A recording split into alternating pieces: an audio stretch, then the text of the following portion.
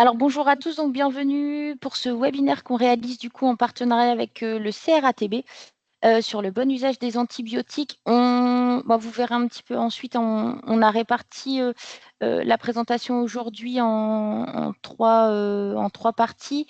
Donc l'idée, voilà, c'est le bon usage des antibiotiques, voir un petit peu voilà, ce qu'on en parle au niveau des recommandations jusqu'à la pratique clinique, donc dans vos établissements et en visite de certification. Donc je remercie beaucoup le docteur Saltiel et le docteur De Cohen pour leur implication dans ce webinaire et pour la présentation aujourd'hui.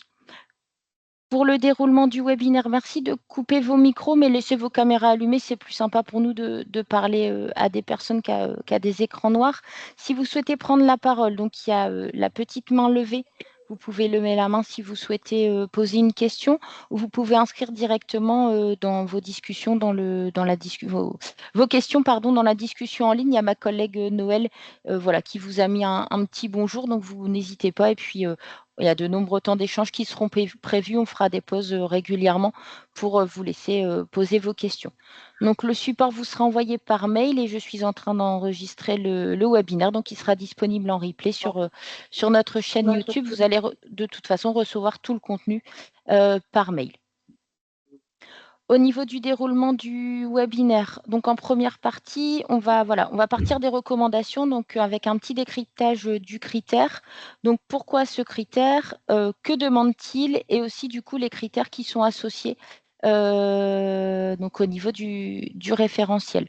Ensuite, je laisserai la parole au docteur Saltiel, donc voilà, du référentiel jusqu'à la pratique. Donc qu'est-ce que le bon usage des antibiotiques donc en établissement. Et ensuite, je laisserai la parole à mon collègue Christophe, le docteur De Cohen. Donc voilà, sur tout ce qui est évaluation, évaluation en visite, donc voilà, on visite sur le terrain, on visite HAS, mais aussi pour vous, vous évaluez. Voilà, il n'y a pas que la visite de certification, c'est aussi vous évaluer, vous également, sur le terrain. Alors, on va démarrer du coup sur les attendus au niveau certification.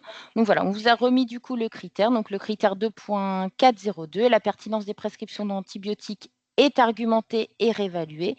Comme vous le voyez, c'est un critère donc, qui est en rouge, donc c'est un critère impératif. Donc avec plusieurs éléments d'évaluation, une méthode d'évaluation, ça on le verra plus tard. Donc pour aller un peu plus loin, donc la pertinence des prescriptions d'antibiotiques est argumentée et réévaluée. C'est un critère impératif qui sera évalué avec la méthode du traceur ciblé, mais pas que. Vous allez le voir, il y a des observations. Voilà. Et donc, pourquoi ce critère? Donc, le respect des recommandations de bonne pratique d'antibiothérapie par les équipes est indispensable pour lutter contre l'antibiorésistance. Donc, vous allez voir, il y a des petits, voilà, ce qu'on a mis en rouge, on va le présenter juste après. Donc, cause de complications graves, de prolongation d'hospitalisation et même de décès. La lutte contre l'antibiorésistance passe notamment par la justification des prescriptions de traitements antibiotiques et la réévaluation de l'antibiothérapie entre la 24e et la 72e heure. Donc là, voilà, c'est l'introduction qui est faite par la Haute Autorité de Santé et c'est ce que les experts visiteurs, du coup, iront voir dans le dossier du patient. Plus globalement, donc la lutte contre l'antibiorésistance s'appuie sur des éléments clés politiques. Est-ce qu'il y a une politique d'établissement? Est-ce que les personnes sont formées au sein des établissements et intègrent le suivi d'indicateurs tels que le pourcentage d'antibiotiques prescrits en conformité avec les directives cliniques, la proportion d'infections causées par des bactéries résistantes aux En tout cas, antibiotiques dans la population et j'ai la mise en place d'actions d'amélioration. Donc voilà, ça c'est ce qui est on pose ici le cadre et ce qui sera du coup recherché par les experts et donc ce qui doit être réalisé au sein des établissements. Donc c'est un critère impératif. Donc voilà, c'est ce que en fait la Haute Autorité de Santé, donc il y a 3 niveaux de critères. Critères standards, critères impératifs et du coup les critères en vert, c'est les critères j'ai perdu mes mots. Impératif, standard et Avancé. avancé, pardon, merci Noël. Et donc, du coup, voilà, pour un critère impératif, c'est ce que la HS ne veut plus voir. Donc, lorsqu'un élément d'évaluation d'un critère impératif obtient une réponse non, il y a une fiche anomalie qui est générée dans Calista. Sachant qu'une fiche, il y a maximum une fiche anomalie par critère impératif, mais dans une fiche anomalie, la fiche anomalie peut contenir plusieurs anomalies. Et donc, la fiche anomalie, c'est ce qui va permettre à la HS d'apprécier la gravité de l'anomalie sur la prise en charge du patient et ou l'exercice des professionnels. Donc, il y a 3 niveaux de décision au niveau de cette fiche anomalie. Est-ce que l'impact est léger? Dans ces cas-là, la HAS classe du coup sans suite cette fiche anomalie parce que voilà, la situation est sans gravité, elle est isolée, elle est non pérenne. Ça peut être un impact modéré, donc là, la HS va se réserver le droit de dégrader le niveau de décision auquel l'établissement est éligible. Donc ça veut dire que l'anomalie traduit une situation générant un risque direct et peu maîtrisé par le patient ou les professionnels ou des dysfonctionnements du coût institutionnel. Et ensuite, ça a un impact grave. Voilà, la fiche anomalie peut être en rouge. La HS va se réserver le droit de ne pas accorder la certification de l'établissement si voilà, l'anomalie traduit une situation grave générant un risque direct et non maîtrisé pour le patient et les professionnels ou des dysfonctionnements institutionnels.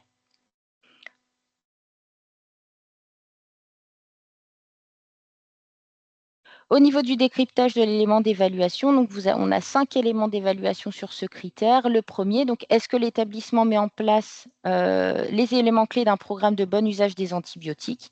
Donc est-ce qu'on retrouve une politique, un plan de formation des personnes ressources, une stratégie d'évaluation avec indicateurs et programmes d'évaluation? En élément d'évaluation numéro 2, du coup, est-ce que les praticiens sont formés au bon usage des antibiotiques, notamment ceux en cours de cursus?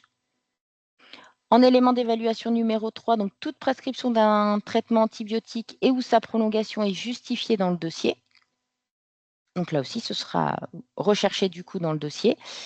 En élément d'évaluation numéro 4, les praticiens se réfèrent à un référentiel pour l'antibiothérapie et peuvent faire appel à un référent en antibiothérapie. Donc vous allez le voir, après on aura les questions qui seront posées du coup aux différents professionnels. Ensuite, en élément d'évaluation numéro 5, les prescriptions d'antibiotiques sont systématiquement réévaluées entre la 24e et la 72e heure. Et enfin, le dernier élément d'évaluation, le OH, les équipes, le référent d'antibiothérapie, l'API et le laboratoire de microbiologie, le cas échéant, surveillent leur consommation d'antibiotiques et les résistances aux antibiotiques. Donc, c'est vraiment ce qu'on a vu en fait au niveau de l'intro, au niveau du référentiel. Donc, il y a ce critère et il y a forcément les critères associés, voilà, ce qu'on appelle les critères impliqués. Les équipes maîtrisent les bonnes pratiques d'antibioprophylaxie liées aux actes invasifs. Voilà, c'est vraiment les critères en lien. Donc, avec voilà, faire attention aux prescriptions anticipées.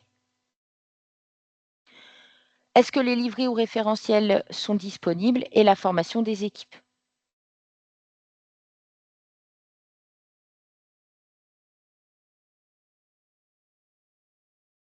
Et donc, pour vous aider, il y a la HS met à disposition des fiches pédagogiques HAS. Donc, il y a une fiche pédagogique sur l'évaluation de la prise en charge médicamenteuse et des produits de santé, où voilà, vous avez tout un topo sur les antibiotiques. Et vous pouvez aller du coup, je vous ai mis le lien pour le récupérer. Et donc, si on veut aller plus loin, voilà, au niveau du bon usage des antibiotiques, voilà, les principaux éléments clés, ce sera la formation du coup des nouveaux prescripteurs et des prescripteurs qui sont déjà en poste, la désignation d'un Non, mais je suis en référent train de en penser que antibiothérapie, ensuite l'existence d'un référentiel donc actualisé régulièrement sur l'antibiothérapie. Ça, on l'a déjà dit, hein, mais la justification de la prescription à l'initiation, donc traçabilité de la réévaluation entre la 24e et la 72e heure, l'évaluation de la pertinence des prescriptions d'antibiotiques et du coup la surveillance de la consommation d'antibiotiques et des données de résistance bactérienne. Donc voilà, là c'est vraiment ce qui est demandé donc au niveau réglementaire, au niveau certification, au niveau de la réglementation. Et maintenant, on va voir un petit peu comment on organise tout cela en établissement. Et pour répondre à cela, je laisse du coup la parole au docteur Saltiel. Merci beaucoup. Donc moi, je suis le docteur Saltiel, je suis infectiologue, en maladies infectieuses au CHU de Lille et membre du CRATB. Donc l'objectif de la présentation, c'est de vous parler un petit peu d'antibiorésistance pour justifier, pourquoi est-ce que le bon usage en antibiothérapie est important. Donc, quand on lit rapidement l'introduction du référentiel de la HAS, finalement, on voit que la lutte contre l'antibiorésistance, ça revient à chaque paragraphe. Et donc, c'est probablement quelque chose qui est important. La diapo suivante, s'il vous plaît. C'est possible de faire défiler Alors, il la ne diapo. veut Ouais. pas. Ah, ça y est, Ah, c'est bon. parfait, merci. Du coup, l'antibiorésistance, c'est un problème pas nouveau, hein, c'est un problème à la fois en France, mais surtout un problème mondial. Donc, je vous ai sorti les derniers chiffres qui sont disponibles, c'est en 2021. On considère qu'il y a 21 millions de personnes dans le monde qui sont décédées en 2021 d'une cause infectieuse. Parmi ces 21 millions de personnes, 4,7 millions qui sont décédées d'une cause infectieuse liée à une infection à une bactérie résistante et 1,14 million de décès liés directement à cette bactérie multirésistante impossible à traiter. Et puis on s'attend finalement à ce que ces chiffres augmentent très nettement. Et sur la diapositive suivante, on peut voir que finalement, l'augmentation, elle est probablement multipliée par 2. Alors, il y a quelqu'un qui a pris le contrôle sur mon diaporama, du Ah, coup. Ah, ça y est, hop, je l'ai récupéré. Et voilà. parfait. Et donc, donc c'est bien sûr des estimations selon un scénario où les choses s'amélioreraient pas, mais on pense que les décès qui sont directement reliés à des bactéries multirésistantes impossibles à traiter malgré le développement de nouveaux antibiotiques soient nettement augmentés et atteignent plus de 2 millions en 2050. Il existe également des données françaises, c'est toujours sur le même rapport en 2021. Donc c'est un rapport mondial, mais qui s'est intéressé finalement en détail à tous les pays. Et donc en France, on estimait en 2021 plus de 7000 décès en lien avec ces bactéries directement attribuées à l'antibiorésistance et 32 000 décès chez des patients présentant une infection à une bactérie résistante. Et on voit que c'est finalement actuellement la 5e cause de décès et ça pourrait monter de façon assez rapide et être la 2e ou 3e cause, voire la première en 2050 selon les estimations. L'antibiorésistance, c'est un problème finalement à tous les niveaux, que ce soit au domicile, en EHPAD ou en établissement de santé. Donc je vous ai ressorti les derniers chiffres de 2024. Si on s'intéresse à l'Escherichia coli BLSE, donc c'est 3,8% de résistance dans les Hauts-de-France à domicile, quasiment 10% en EHPAD. Sur la diapositive suivante, on peut voir la résistance au quinolone, où on atteint 10% à domicile, 16% en EHPAD. Et si on s'intéresse à la Klebsiella pneumoniae BLSE, c'est plus de 7% à domicile, quasiment 20% chez les patients en EHPAD. Et la Klebsiella résistante au quinolone, on est à peu près sur les mêmes chiffres. Donc l'antibiorésistance, c'est pas que un problème hospitalier, mais c'est quand même celui qui nous intéresse aujourd'hui. À l'hôpital, les chiffres ils sont un peu plus durs à trouver, on en a maintenant depuis quelques années. Et donc on voit que finalement, la prévalence du SARM parmi les staphes dorées, c'est encore 10%, même si c'est en diminution. Les Klebsiella BLSE, parmi les Klebsiella, on est presque à 20%. Les Escherichia coli BLSE, on est un peu moins embêté. Et l'Enterobacter cloacae BLSE, on est pareil à plus de 15%, ce qui est quand même problématique chez les patients hospitalisés en court séjour. Donc, c'est pas forcément que les services qui sont les plus impactés par l'antibiorésistance. Et puis finalement, le paysage de l'antibiorésistance, il se modifie un petit peu. On voit que la courbe qui diminue, c'est la prévalence de SARM parmi les staphes dorées qui est nettement en diminution. Et ça, c'est une bonne nouvelle. En contrepartie, on a une augmentation des entérobactéries BLSE et qui n'apparaissent pas ici. Maintenant, le principal problème, enfin le futur problème, c'est les entérobactéries productrices de carapénémase qui vont augmenter. Donc même s'il y a des éléments qui sont en amélioration, finalement, il y a quand même beaucoup de données qui sont plutôt inquiétantes. Donc l'antibiorésistance, finalement, donc on a vu que c'est une problématique mondiale qui est à l'origine d'un nombre de décès vraiment important qui ne devrait faire qu'augmenter. C'est une problématique à la fois en ville, en établissements médico-sociaux, en EHPAD ou en établissement de santé. Et c'est un paysage qui se modifie régulièrement et donc il faut être relativement réactif. Et c'est assez clair que la cause principale de cette antibiorésistance, c'est l'usage inapproprié d'antibiotiques. Et on voit sur la figure de droite que sur la dernière centaine d'années, dès qu'il y a un nouvel antibiotique qui est sorti, finalement, que ce soit la pénicilline, la méticilline, les quinolones, les carbapenem, très vite, on voit émerger des résistances qui sont probablement favorisées par un mauvais usage de ces antibiotiques. Donc, pour lutter contre l'antibiorésistance, l'action principale, c'est mettre en place des actions de BUA, donc c'est le bon usage en antibiothérapie, qui repose sur 4 modalités principales. Quand on prescrit un antibiotique, c'est la bonne indication de l'antibiotique, la bonne molécule, la bonne durée, la bonne dose, et on va développer ça ensuite. Donc là, je vous ai remis une figure de Santé publique France qui résume qu'est-ce que c'est que le BUA. Donc la bonne indication en pratique, c'est ce qui paraît le plus simple, c'est finalement il faut mettre des antibiotiques uniquement pour traiter les infections qui en ont besoin, c'est-à-dire les infections bactériennes. La bonne molécule, c'est un peu plus compliqué à mettre en place en pratique, et donc ça nécessite un appui avec le laboratoire de microbiologie pour savoir quels sont les antibiotiques utilisables, etc. La bonne dose d'antibiotiques, puisque on sait que si on prescrit des antibiotiques à dose insuffisante, c'est un facteur de risque d'émergence de résistance. Et il faut trouver le bon équilibre pour ne pas provoquer des effets indésirables liés à un surdosage. Et enfin, la bonne durée, et ça on va le détailler un peu plus dans la fin de la présentation. Et donc pour tout ça, pour choisir bonne molécule, bonne dose, bonne durée, etc., il faut utiliser des référentiels et solliciter, si besoin, l'avis d'un référent en antibiothérapie. Pour la bonne indication, c'est, finalement le plus simple, ce qui peut être mis, en place. Donc je vous rappelle, bonne indication, hein, c'est, ne pas prescrire d'antibiotiques pour des infections virales.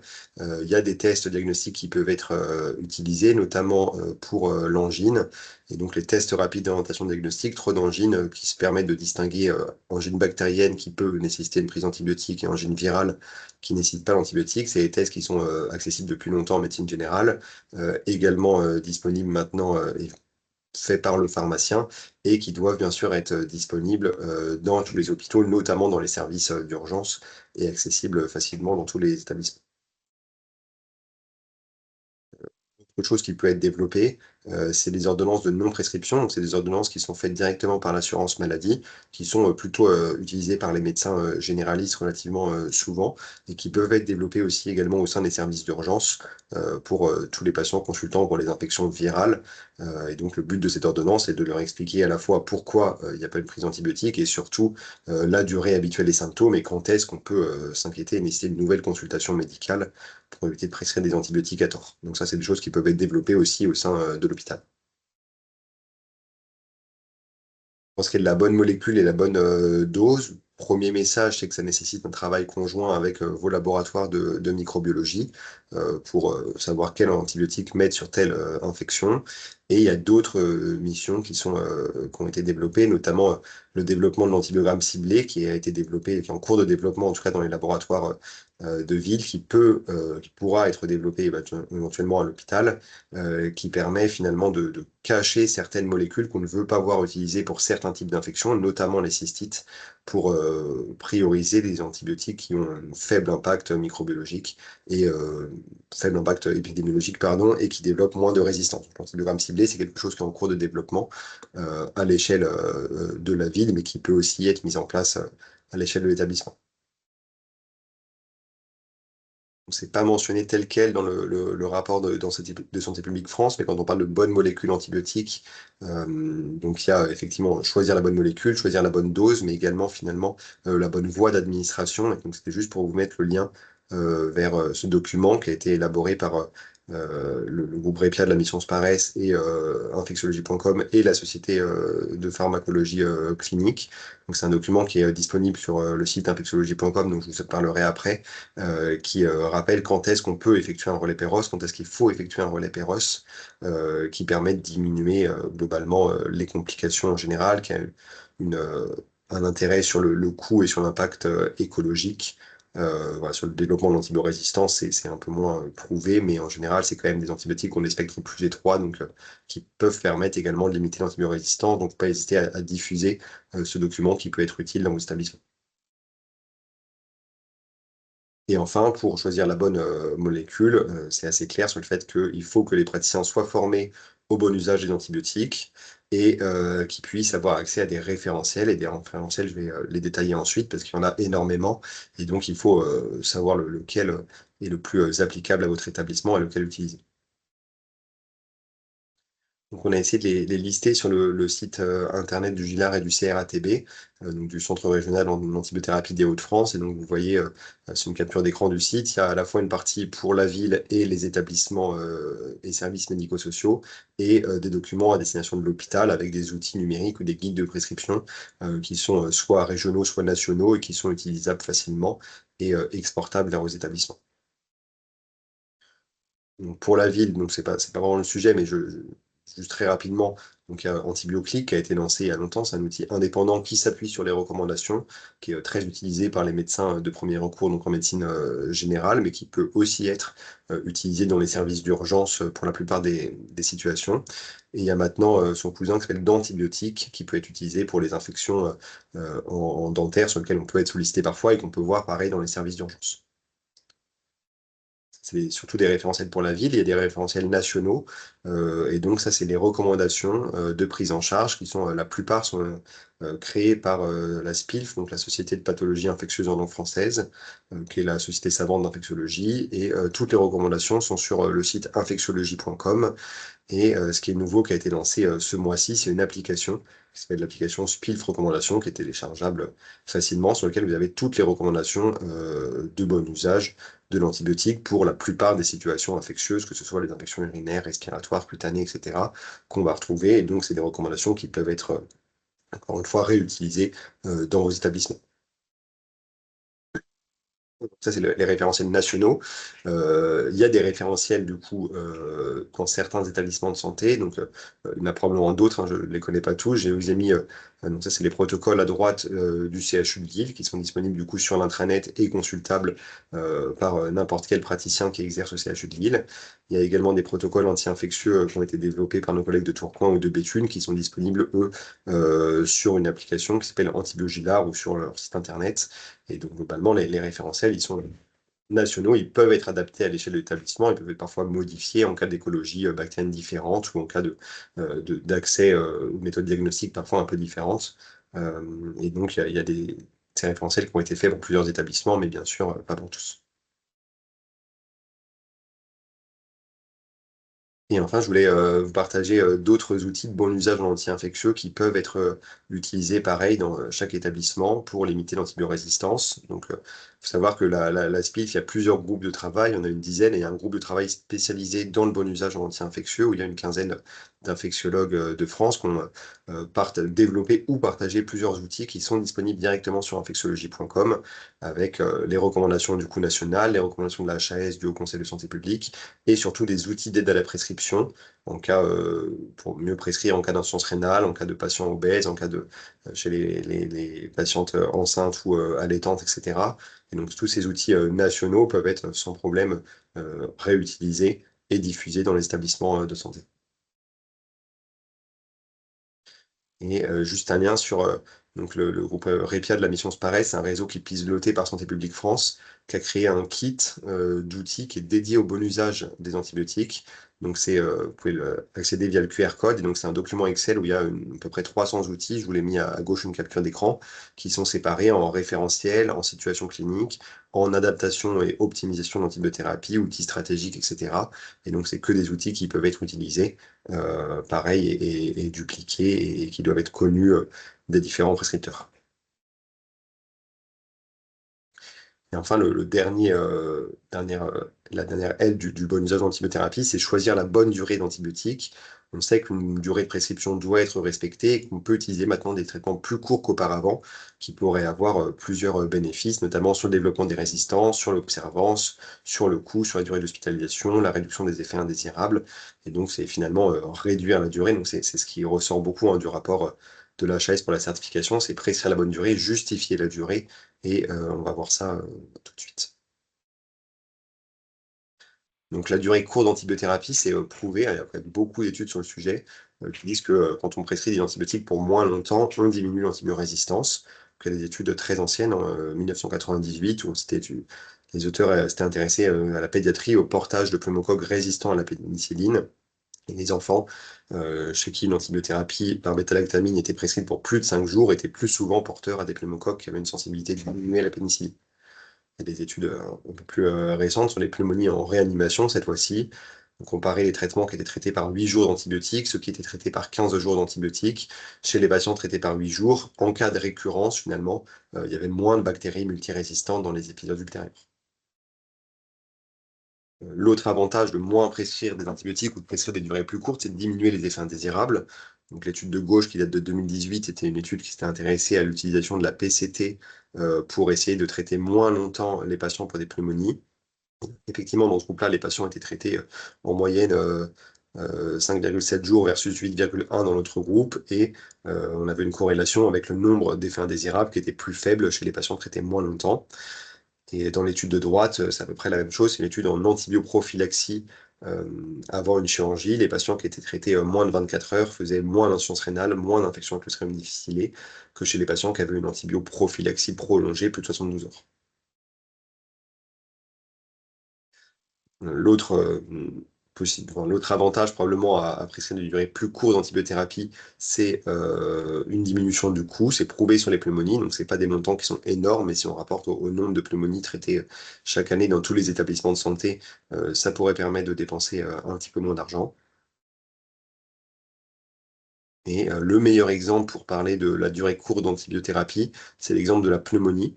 Donc les recommandations des pneumonies aiguës communautaires, elles ont été publiées en 2025, et on voit apparaître dans ces recommandations une proposition de réduire les durées, qui a initialement été de 7 jours pour la pneumonie à maintenant 3 ou 5 jours, et surtout d'individualiser les durées en fonction de l'évolution clinique du patient, d'où l'intérêt que soit justifié et soit réévalué dans les dossiers des patients les prescriptions d'antibiotiques à 72 heures.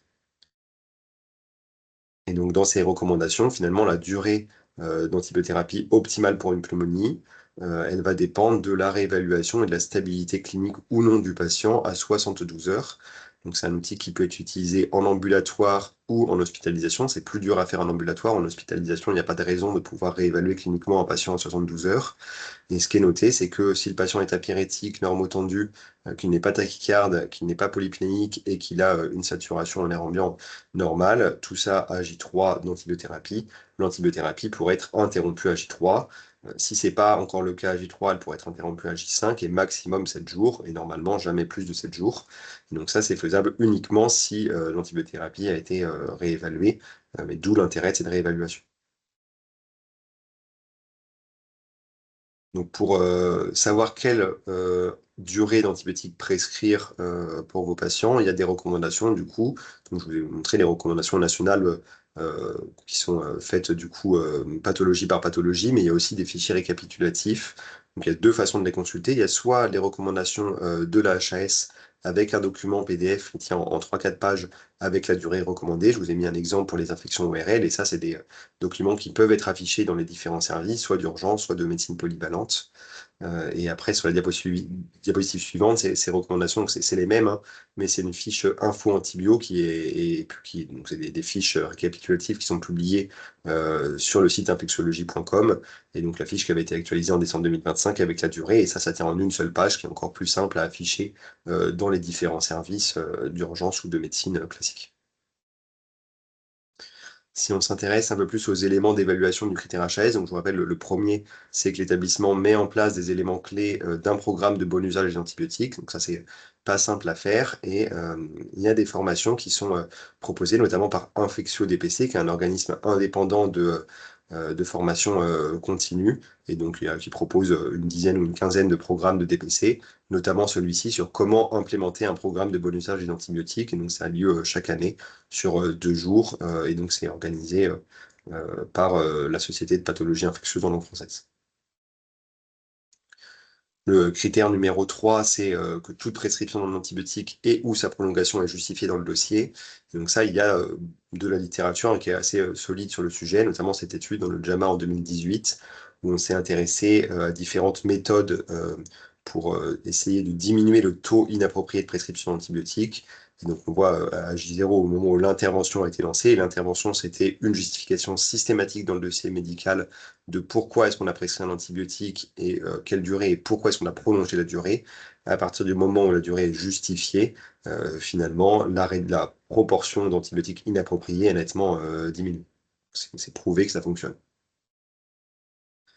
L'élément d'évaluation 4, c'est que les praticiens ont un référentiel. Donc, je vous l'ai dit, des référentiels, il y en a plusieurs.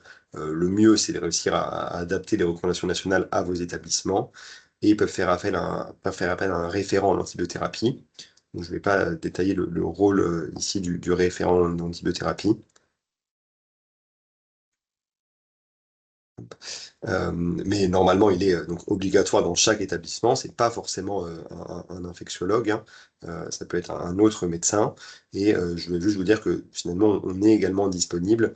Donc le circuit, on l'a rappelé sur le site du CRATB, hein, pour la région. C'est qu'en cas de nécessité d'un avis infectieux, si la réponse n'est pas disponible dans les différents référentiels, etc., c'est en premier contacter le référent en l'antibiotique de l'établissement.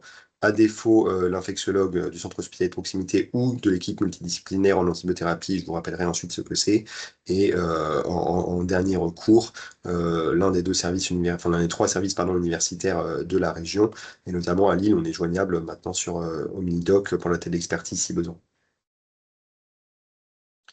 Donc les EMA, donc vous verrez qu'est-ce que c'est. Donc c'est des équipes multidisciplinaires en antibiothérapie. Il y en a pour l'instant quatre sur la région, donc une à Lille, une à Tourcoing, une à Amiens et une à Valenciennes.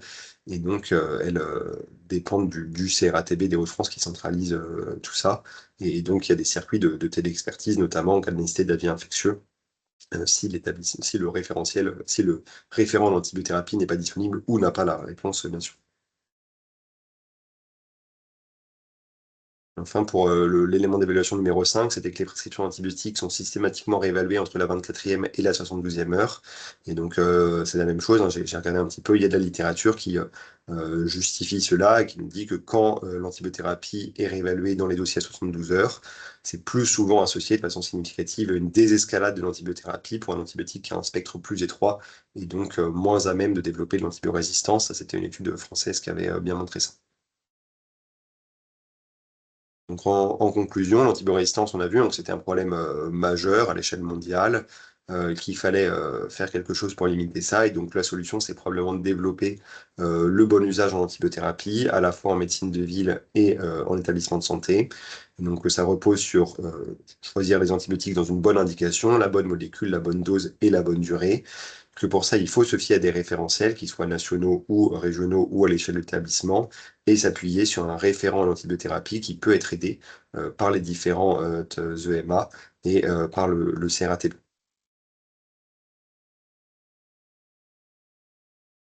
Merci. Merci. Merci beaucoup, docteur Saltiel. Moi, j'avais juste une petite question. Pour le référent en antibiothérapie, ça peut être également le pharmacien. Oui, oui, oui. Il y a beaucoup d'établissements où c'est C'est vrai que c'est de pharmacien. plus en plus, on le voit dans les accompagnements, où c'est de plus en plus les pharmaciens qui sont référents en antibiothérapie. Pour Oui, ça, je posais la question pour eux. Ok. tout à fait. Je ne sais pas s'il y a des questions. J'en vois pas dans le chat. Est-ce que vous avez des questions?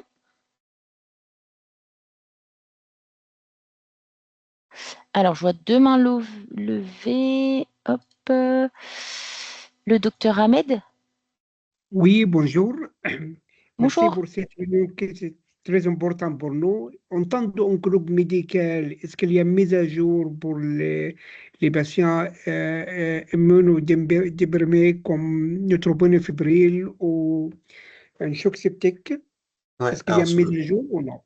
sur la plasie fébrile, il n'y a pas de recommandation nationale de la SPIF. Il y a des recommandations des hématologues sur les patients, enfin sur la plasie fébrile d'hématologie.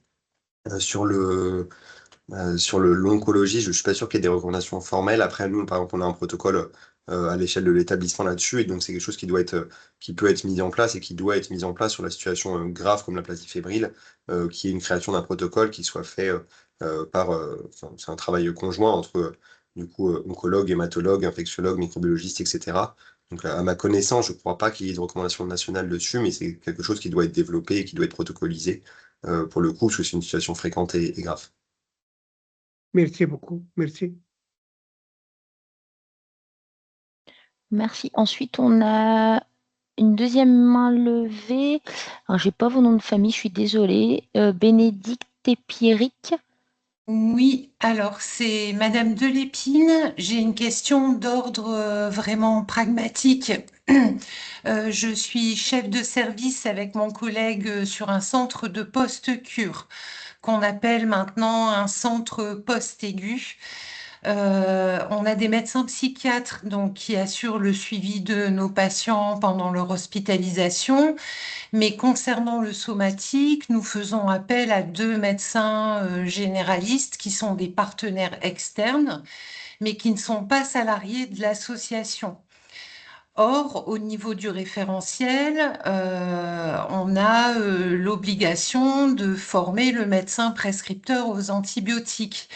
Et du coup, là, nous, on est un petit peu coincés. Donc, je voulais savoir si d'autres personnes étaient dans ce cas-là et quelles solutions elles avaient pu trouver pour répondre de manière favorable au référentiel.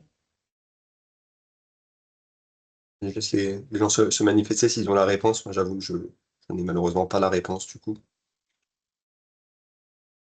Je vais prendre la main. Alors, il y a une façon de faire, hein, c'est justement de passer par les EMA et passer par le biais des avis infectiologues déportés en téléconsultation. Et puis après, oui, vous êtes obligé de travailler, enfin, vous êtes obligé, vous travailler avec des généralistes qui ne font pas partie de votre association, mais je pense qu'il faut néanmoins leur proposer de se former en antibiothérapie. D'abord parce que pour leur pratique de tous les jours, ça sera utile déjà. En plus, c'est quelque chose éventuellement que vous pouvez leur proposer sur une formation. Il y a docteur Delory. Sur une formation continue. Voilà, il y a des choses. Et puis, il y a effectivement l'appel sur la région. Alors, je ne sais pas si vous êtes, parce qu'il y avait une question, est-ce que l'Aisne, c'est plus Amiens que Lille? Peu importe, du moment que vous contactez quelqu'un, après, vous tissez des liens, vous contractualisez avec une des 2 EMA, et puis voilà, je pense que c'est comme ça qu'il faut faire. Et effectivement, j'en ai pas parlé, mais dans les formations proposées par Infectio DPC, donc il y en a une quinzaine. Il y a celle comment monter un programme de bon usage, mais il y a des choses plus simples, hein. Il y a une formation sur la bonne prescription, enfin le bon usage d'antibiothérapie en consultation d'urgence, en consultation de médecine générale, en soins de premier recours, etc. Donc c'est des formations DPC qui permettent de se former individuellement en antibiothérapie. Je vous remercie. Ouais, pour la question sur l'Escherichia coli, je pense qu'il vaut mieux que vous contactiez M. Satiel en off, sinon on va passer notre webinaire à discuter des différentes prises en charge, ce qui n'est pas le cas. Là, on est vraiment dans la mise en place de la procédure et dans le fonctionnement de la procédure. Et je vais en profiter si Laurine est d'accord, puisque c'est elle la maître du temps, mais il faut qu'on avance aussi. Pour faire la 3e partie, parce que bon, j'aimerais surtout remercier Grégoire. Et je pense que tous les établissements qui sont là connectés, si vous cherchez un document et une formation pour vos docteurs, prenez le document du docteur Satiel. Je pense qu'il est amplement suffisant pour remettre une petite couche de formation à tous les docteurs de vos services, sans que ça soit très long, ça dure une demi-heure. Il y a une quarantaine de diapositives, c'est extrêmement simple à comprendre. Il y a des principes de base qui sont extrêmement forts, applicables immédiatement. Voilà. Donc j'aimerais surtout remercier Grégoire et aussi indirectement Karine Faure, que je connais bien et qui est la responsable du CRAT.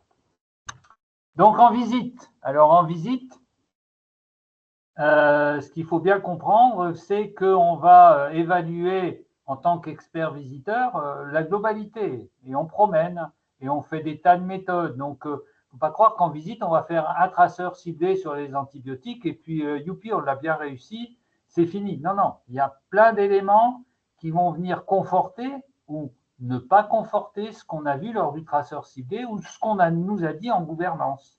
Parce qu'il y a un temps de gouvernance où l'établissement explique un petit peu comment sont gérées son hygiène, son antibiothérapie, ces choses-là.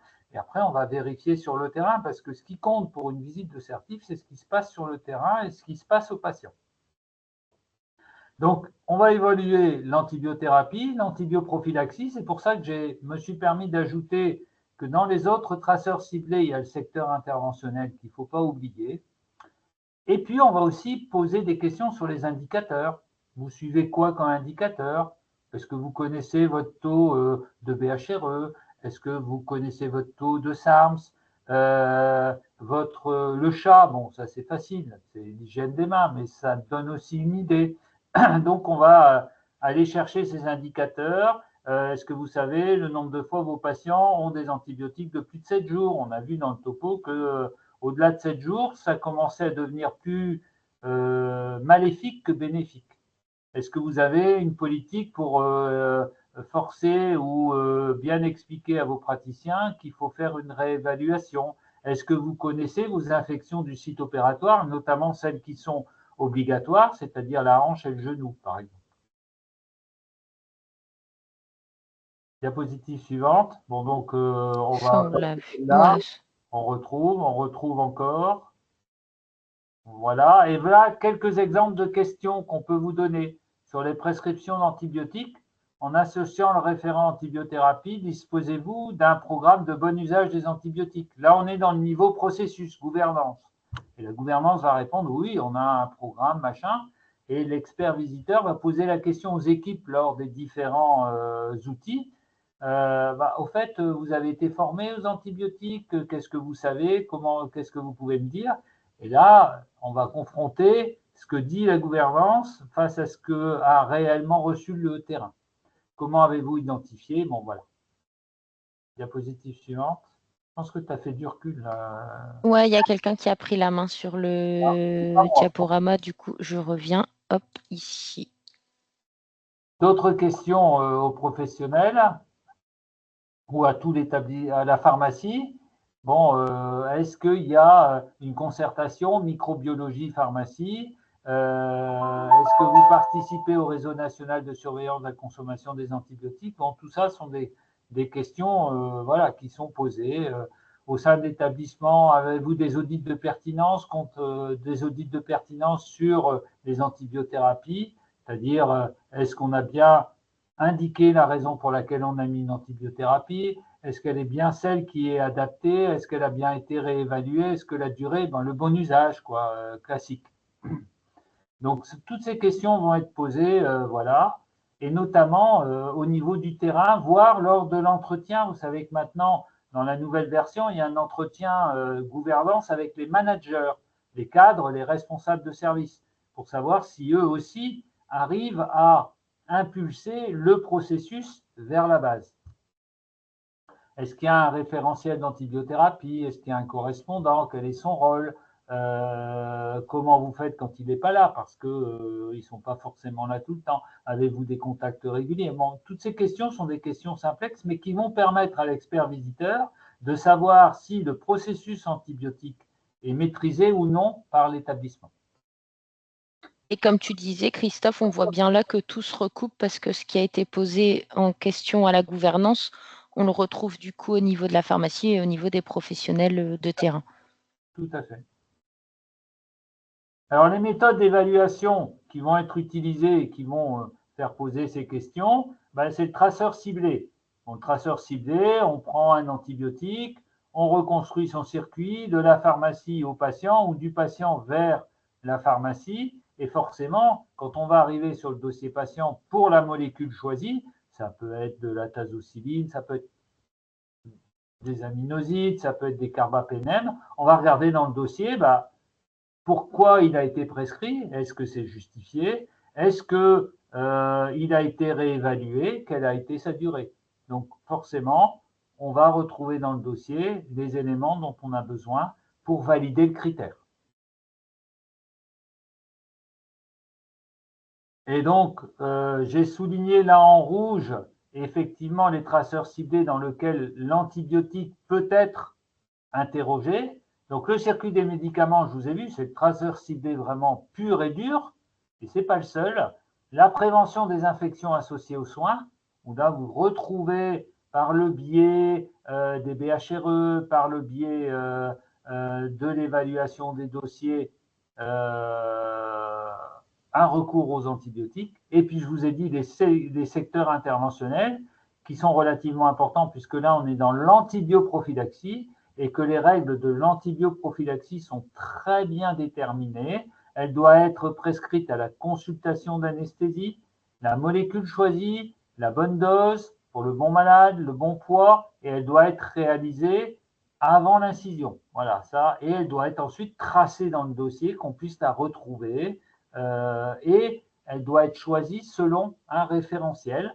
Et l'établissement doit être en mesure de donner un référentiel. Alors, très souvent, dans de nombreux établissements, la réponse des anesthésistes réanimateurs, c'est « Ah ben, on utilise le référentiel de la SFAR », sous-entendu, la SFAR, la SPIL, OK, d'accord. Sauf que toutes les interventions ne sont pas dans le référentiel de la SFAR. Donc, s'il y a des interventions un petit peu particulières, on peut poser la question, et on peut se poser la question de est-ce que vous avez réfléchi à un antibioprophylaxie que vous voulez mettre sur ces interventions. Voilà.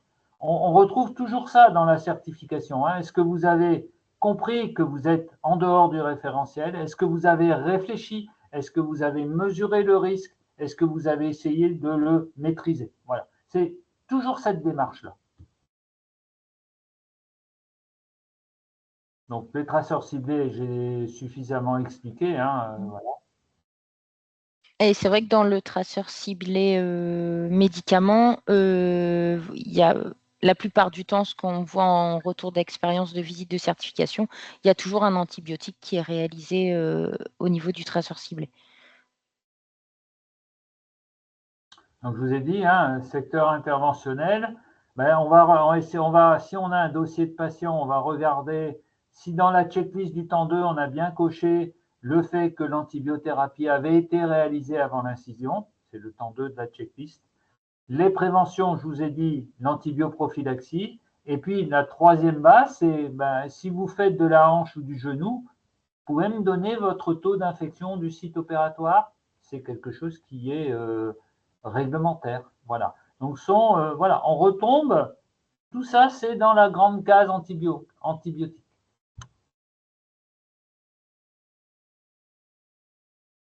Alors, il n'y a pas que le traceur ciblé, il y a aussi parcours et patient traceur. Et à la lecture du dossier, puisque dans le parcours traceur, dans le patient traceur, on ouvre un dossier, on regarde dans le dossier l'ensemble de ce qui a été produit au patient. S'il y a des antibiotiques, on va aller voir s'il y a une justification, une révision, une durée, un recours au référent, et si tout ça est tracé. Donc ça, c'est du rôle des docteurs important, et on a du mal à convaincre les docteurs à faire leur job correctement. Je suis d'accord avec l'ensemble des soignants qui sont connectés à ce webinaire, mais c'est extrêmement important. Et si on est sur un mode interventionnel, c'est-à-dire antibioprophylaxie, on va regarder si effectivement dans la consultation d'anesthésie, il y avait bien la molécule prévue, si on a un livret référentiel, si le timing a été respecté. Et puis, vous savez qu'à la fois parcours et patient traceur, on a un temps de discussion avec l'équipe pour savoir un petit peu comment il fonctionne. Et bien, dans ce temps-là, on peut très bien, si le patient a eu un antibiotique, poser la question, tiens, ce patient a eu un antibiotique, comment vous appelez, est-ce que vous avez un référent, est-ce que vous le connaissez, comment vous le contactez, avez-vous un rendu de vos consommations du service? Ça peut être un indicateur qui peut être intéressant. De votre écologie bactérienne, est-ce que vous savez votre taux de BHRE, de SARMS, de PC? Est-ce que et là, on peut dériver après, est-ce que vous connaissez les mesures de précaution? Et puis voilà, donc tout est un petit peu enchaîné, lié dans une visite de certification. Et existe-t-il des réunions concernant vos antibiothérapies, par exemple? On peut très bien concevoir dans un service qui prescrit beaucoup d'antibiotiques, qui est une fois par an, tiens, on regarde ce qu'on fait, où on va, qu'est-ce qu'on utilise de plus, est-ce qu'on a bien fait, est-ce qu'on n'a pas bien fait, ou bien sur des malades qui ont échappé à des traitements. On peut très bien avoir des revues de morbimortalité à ce sujet-là. Rien n'est impossible, rien n'est obligatoire, certes, mais ça prouve qu'il y a une démarche, qu'il y a une vraie volonté de faire fonctionner son processus antibiotique de façon la plus optimisée possible. Et on ne peut pas faire fonctionner un processus sans indicateur, ça c'est pas possible. Toutes les industries au monde vous le diront. Voilà. Et puis enfin, il y a la méthode d'observation, qui va, c'est pas la plus dangereuse entre guillemets, c'est pas celle, mais le rangement des médicaments, la préparation, Et puis, on peut aussi, si on va voir en patient traceur un patient qui a eu une infection, on peut parler de son infection. Est-ce que vous avez été au courant que vous avez eu une infection? Oui, non. Bah oui, ça commence des fois comme ça. Est-ce qu'on vous a mis des antibiotiques? Est-ce que vous savez lesquels on vous a mis? Pourquoi on vous les a mis? Est-ce qu'on vous a demandé si vous étiez allergique avant? Enfin, voilà, il y a la question patient traceur.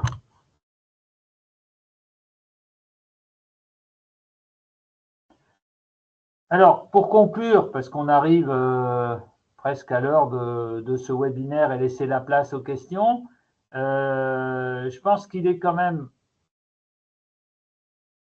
important que les établissements de santé comprennent l'indispensable nécessité d'avoir une bonne gestion de ces antibiotiques et de l'antibiothérapie, que l'évaluation est plus que nécessaire. L'assertif, c'est un morceau et un morceau obligatoire de cette évaluation, mais cette évaluation, elle peut se faire tout le temps et elle doit se faire tout le temps. Et ça, c'est un de nos défauts. Le nôtre, dans tous les établissements où on travaille, c'est de fonctionner par impulsion, c'est-à-dire un an avant l'assertif, on va mettre le paquet, alors qu'il faut le faire en lycée, tous les ans, tout le temps, pour que ça s'imprègne bien et que ça puisse reposer sur des bases solides.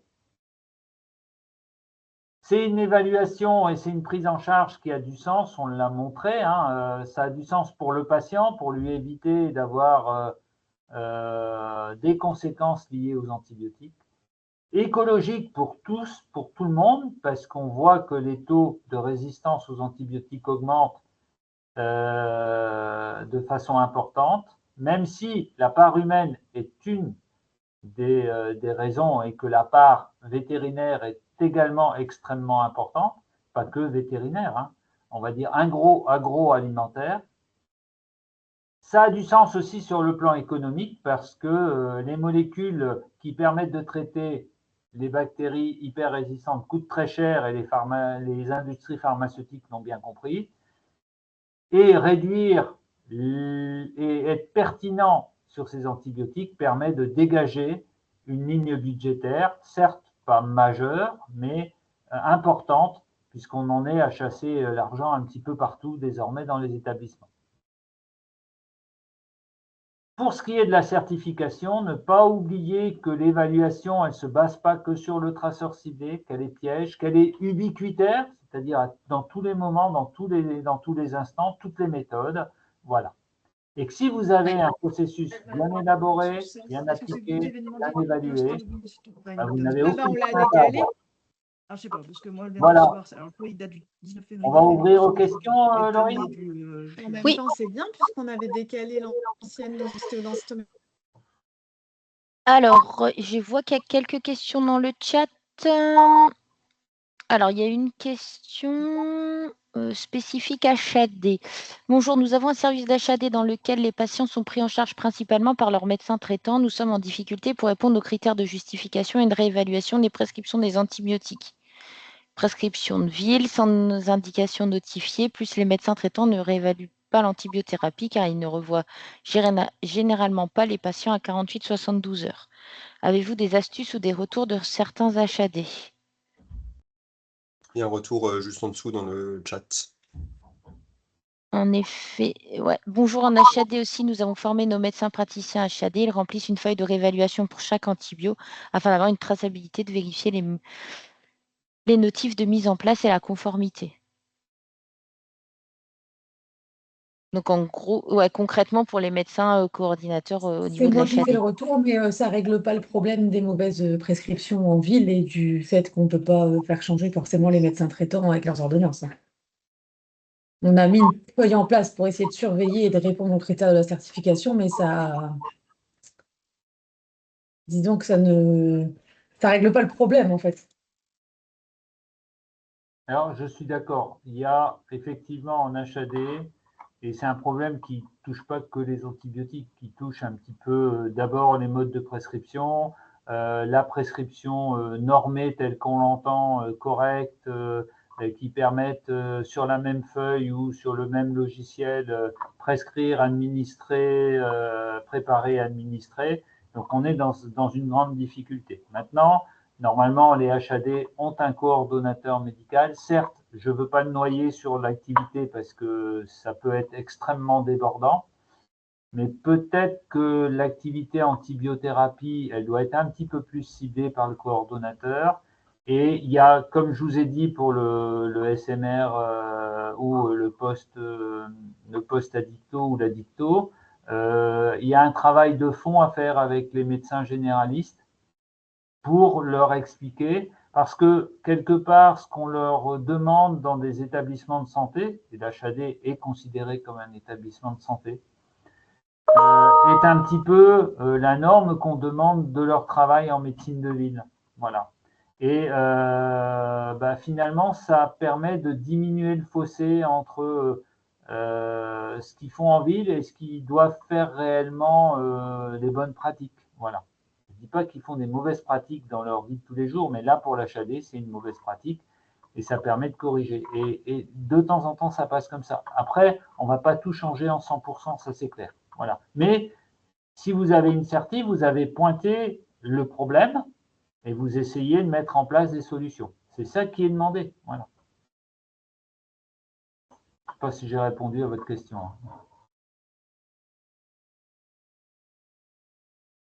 Ensuite, bonjour, nous sommes un établissement SMR. Nous accueillons des patients post-chirurgie orthopédie pour lesquels les chirurgiens prescrivent des antibiotiques sur des durées plus longues que les recommandations. Pouvons-nous le justifier dans le dossier en indiquant en demande du chirurgien? Nos médecins ont déjà tenté d'échanger avec les chirurgiens pour diminuer les durées, mais ils refusent. Quelles sont nos solutions?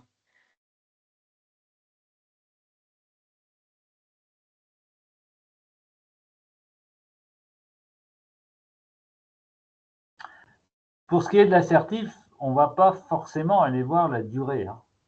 Les experts visiteurs ne vont pas forcément voir la durée. Ils vont voir si le traitement est justifié, s'il a une indication, s'il a été réévalué. Ça, c'est le premier point.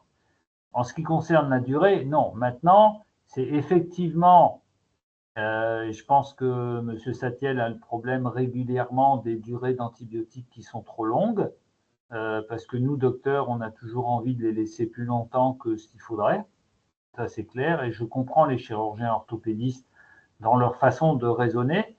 Après, très souvent quand même, les infections qui sont liées au matériel implanté sont gérées par une équipe spécialisée qui est sur Tourcoing, si je ne me trompe. Voilà.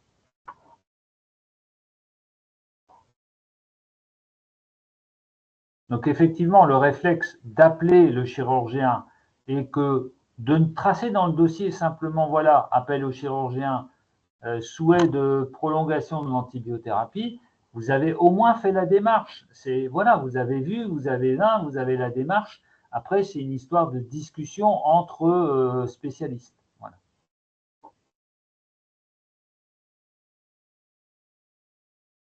Et ensuite, il y a une question concernant la traçabilité de la justification et de la réévaluation. Quels sont les éléments attendus? Est-ce que la mention, par exemple, de pneumopathie, de points amoxicilline ou encore pour la réévaluation, poursuite de l'antibiothérapie suffisent? Je pense que non, parce que il faut, pour la réévaluation, clairement, c'est soit on a un germe qui a été mis en évidence, soit on n'en a pas. Donc pour la réévaluation, germe mis en évidence, antibiothérapie adaptée, je poursuis. Pour la germe mis en évidence, antibiothérapie non adaptée ou qui peut être décrémentée parce que ça va mieux, parce que le germe est moins toxique que celui qu'on craignait, on décrémente. Germe non mis en évidence, amélioration de la situation, on reste sur la même ligne avec une durée qui peut être de 5 à 7 jours, voire appel à un référent. Voilà. Donc ça, c'est pour la réévaluation. Pour la justification, c'est quand même bien de mettre pneumopathie, mise en route d'une antibiothérapie de tel type, et le top du top, ciblé sur tel type de germe. Voilà. Mais déjà, si on a le site infectieux, la molécule qu'on met en route, c'est déjà. Et pourquoi on met tel type plutôt que tel autre? Ça peut justifier. Moi, je travaille en soins intensifs. Des fois, je peux mettre de l'augmentin, des fois, je peux mettre d'emblée la tazocilline ou voire même plus du méropenem. Mais dans ce cas-là, pour ces molécules-là, je vais justifier. Je vais dire, bon ben voilà, le patient, il a tel séjour, il a tel antécédent d'infection, donc voilà, je mets ça. Voilà. C'est ça qui est demandé. Au moins qu'on ait la trace de pourquoi on a mis les antibiotiques, quoi. Voilà, déjà de base. Voilà.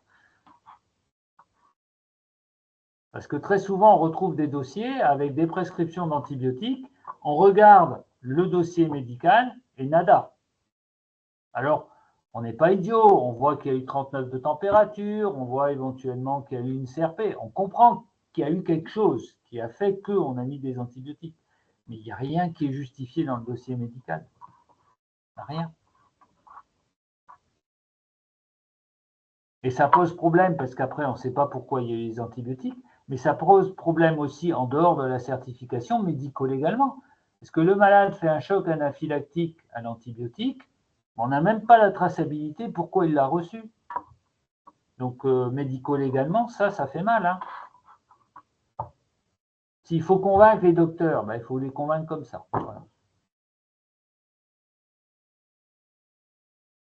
Et ensuite, alors il y a une main levée. Je fais juste la dernière question dans le chat. Bonjour, pour des infections non graves, souvent on se limite à observer des signes cliniques. Est-ce qu'une baisse de la CRP et une amélioration des symptômes sont une évaluation acceptée? Docteur Sakian. Je peux répondre. La réponse, c'est oui. Hein, il y a beaucoup d'infections. Finalement, on n'identifie pas la bactérie en cause. Il n'y a pas besoin. J'en ai pas parlé. Je parlais surtout du bon usage en antibiothérapie, mais il y a tout un versant qui est le bon usage diagnostique, donc bien utiliser les outils diagnostiques, etc. Donc, par exemple, une cystite simple, il n'y a pas de cellules systématiques à faire. Un érésipèle, il y a classique, simple, non compliqué, il n'y a pas d'examen complémentaire forcément à faire.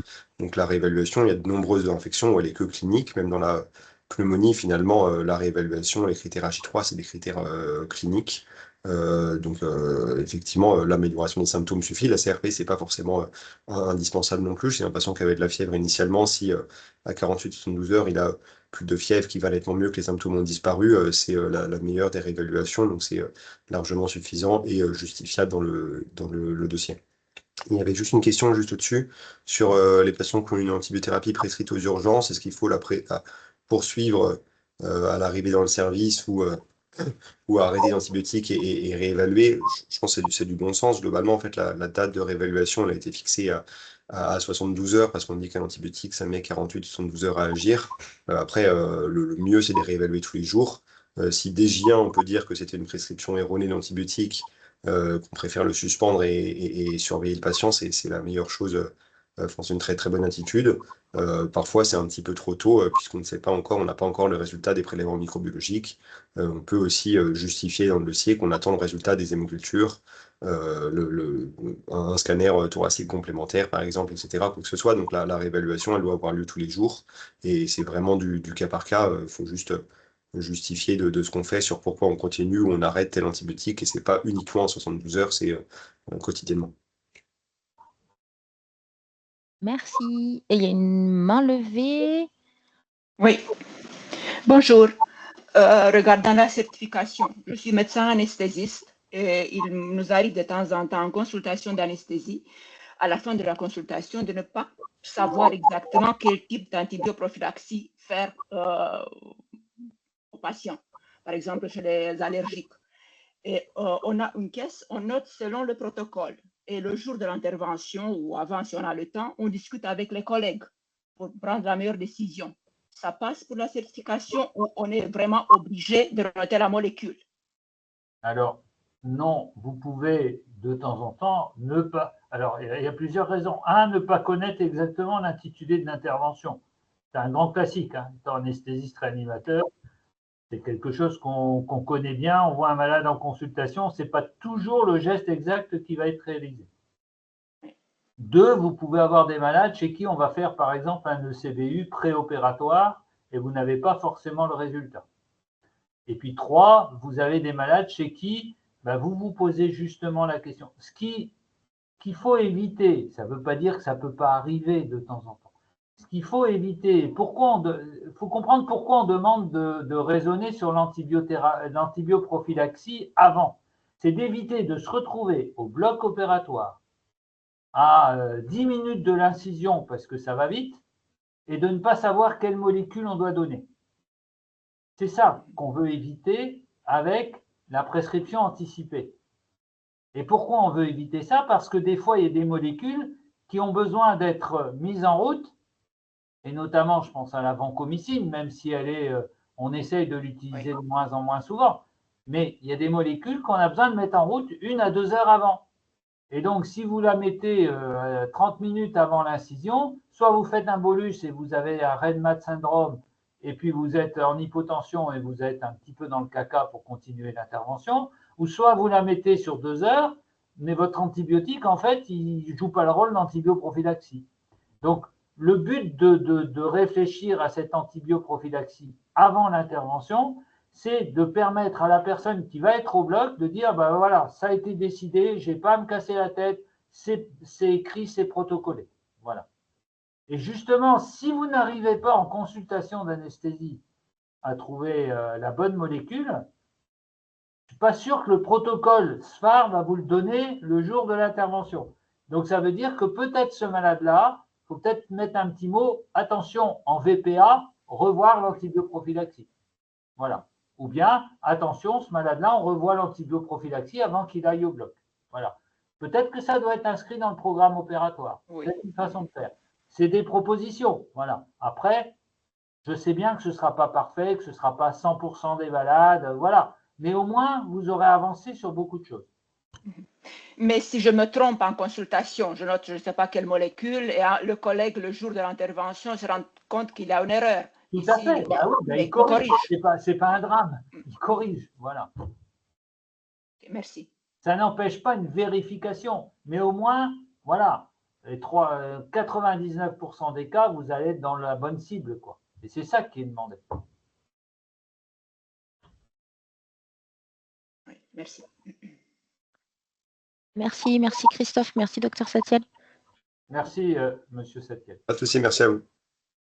Alors, un grand merci. Je vois qu'il n'y a pas d'autres questions. Un grand merci à tous pour votre participation. Juste pour rappel, il y a un prochain webinaire le 30 juin où on fait un retour d'expérience d'un établissement qui n'avait pas été certifié l'année dernière, qui était donc non certifié, qui a passé sa visite de certification en octobre et qui vient d'avoir son rapport donc est certifié actuellement, donc voilà, qui nous fait son retour d'expérience le 30 juin à 11h30. Je vous ai mis le lien d'inscription du coup dans le PowerPoint. Et ensuite, pour la semaine sécurité patient qui se déroulera du coup en septembre, on vous prépare à cette semaine sécurité patient en vous proposant des outils ludiques qui peuvent être utilisés lors d'ateliers pendant cette semaine sécurité patient. Donc, on réalise une semaine du 29 juin au 3 juillet où tous les jours, on vous propose 1 ou 2 outils qui pourront vous aider donc, à animer votre semaine sécurité patient au sein de vos établissements.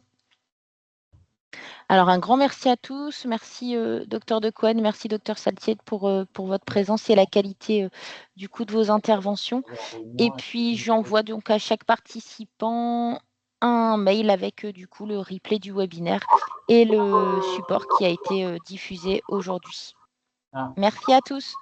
Bon après-midi. Merci.